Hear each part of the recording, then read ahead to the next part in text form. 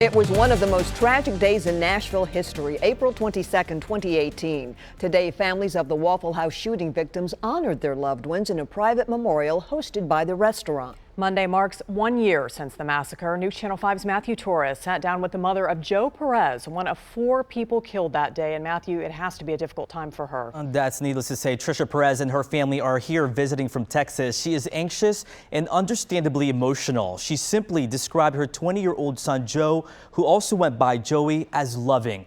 And nearly a year later, it is hard to realize he is gone, knowing he wasn't even a customer at that Waffle House.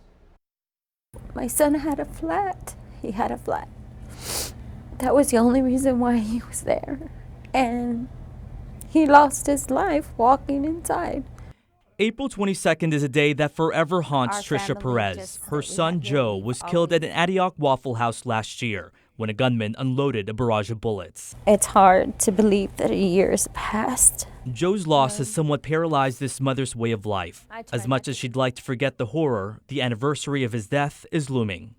I just keep thinking that on that day, maybe I'll wake up and it's all a dream and he'll be back.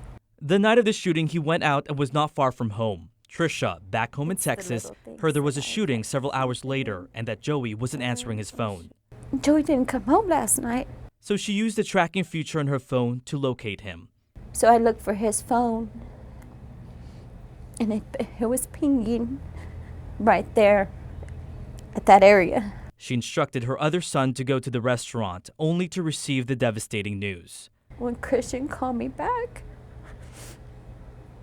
the only thing he was screaming, "It's him, Mama, it's him."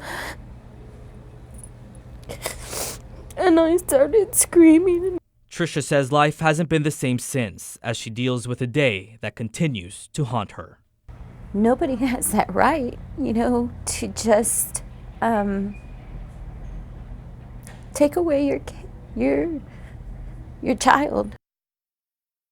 And Joe moved to Nashville from Texas in December 2017 to help with his older brother's business.